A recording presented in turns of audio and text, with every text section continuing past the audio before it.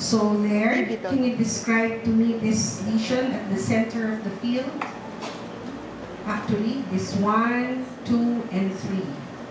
Okay. May ano po siya ng macrophages po dun sa gilid po niya yung mga lymphocytes. So, parang they are called epithelial-like. So, parang epithelioid. Epithelioid cells. Okay. So here, if you see this acellular area, that is your area of acellular. So that is your area of cell death. Okay, caseous necrosis. Okay, let's focus on a higher magnification. Okay, so there. So did you see? So these cells, as you said, you have a collar of lymphocytes, especially seen at the periphery of your granuloma. Correct? Okay. And then can you point out to me what you think are the epithelioid cells there? You point it out in that square. Move the slide. See here. Your epithelioid cells. What do you believe are the epithelioid cells there in the field?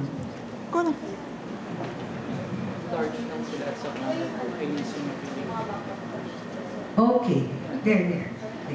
Yeah. Yeah. Okay, so how do you describe these epithelioid cells? Where? Pinaka-center. Shape. When you say description, morphology, microscopic, no? You tell me the shape. So what is the shape of the cells? It's kind of what? The nuclei.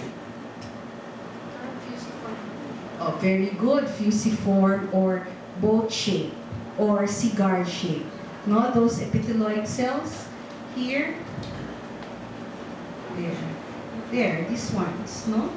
And these are your lymphocytes. And then, okay, this acellular area here is a small focus of microfoci of necrosis. And here is your cell. The fusion of your Langhans giant cell there. Okay?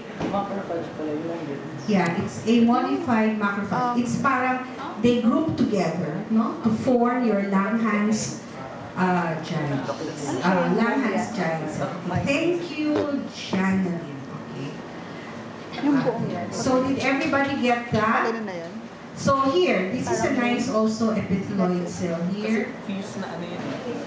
There, at the center of your square. Kaya malaki talaga. There, no? You see the nuclei, no? That's parang cigar shape, as she said, fusiform. Those are your epithelioid cells. So that, the entire thing here, oops, there. You see 1, 2, 3 granulomas. Medyo tabi-tabi lang sila. They're closely opposed with each other. No? Yung nandito. Oops.